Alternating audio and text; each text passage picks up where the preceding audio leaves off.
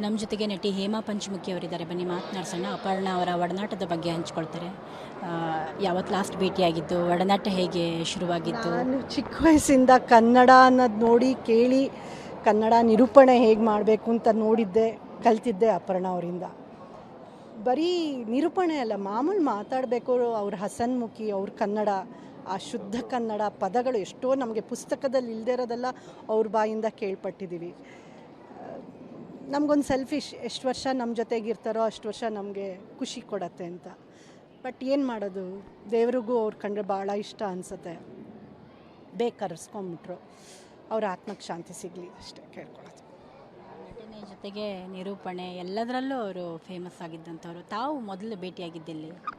ನನಗೆ ಅವ್ರ ತಂದೆ, ನಮ್ಮ ಪ್ರಭಾತ್ಗೆ ತುಂಬ ಒಡನಾಟ ಇತ್ತು. ಅವ್ರ ತಂದೆ ಎಲ್ಲ ಬಂದು ಹೋಗೋರು. ಸೊ ನಾನು ಅಪರ್ಣ ಅವ್ರನ್ನ ನಾನು ತುಂಬ ಚಿಕ್ಕ ವಯಸ್ಸಿಂದ ನೋಡಿ ಬಂದಿದ್ದೀನಿ.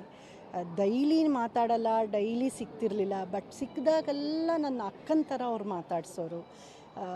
ಡ್ಯಾನ್ಸ್ ಬಗ್ಗೆ ಮಾತಾಡೋರು, ಅಭಿನಯದ ಬಗ್ಗೆ ಮಾತಾಡೋರು. ಲಾಸ್ಟ್ ಇಯರ್ ನಾನು ಮೀಟ್ ಮಾಡಿದಾಗ ಯಾವುದೊಂದು ಫಿಲ್ಮ್ ಶೋಲಿ ಆವಾಗಲೂ ನಮ್ಮ ಸಿನಿಮಾ ಬಗ್ಗೆ ಮಾತಾಡಿದ್ರು. ಏನು ಜ್ಞಾಪಿಸ್ಕೋಬೇಕಷ್ಟೇ, ಇವಾಗ ಇನ್ನೇನು ಇಲ್ಲ.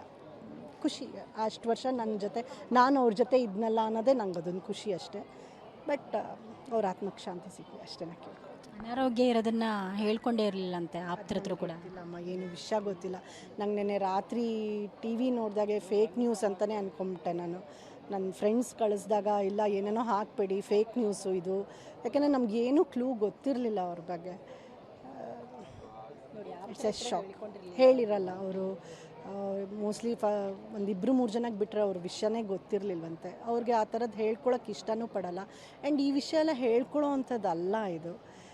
ಬಟ್ ಏನು ಮಾಡೋದು, ಅವರ ಒಂದು ಒಳ್ಳೆ ಗುಣ, ಅವರಲ್ಲಿರೋ ವಿದ್ಯೆನ ನಾವು ನೋಡಿ ಕಲಿಬೇಕು ಅಷ್ಟೇ ನಾ ಕೇಳ್ಕೊಳ್ಳೋದು. ಧನ್ಯವಾದ. ಸೊ ಇದು ಹೇಮಾ ಪಂಚಮುಖಿಯವರ ಮಾತಾಗಿತ್ತು. ಕ್ಯಾಮ್ರಾ ಪರ್ಸನ್ ಶಂಭು ಜೊತೆ ಭಾರತಿ, ಪಬ್ಲಿಕ್ ಟಿವಿ.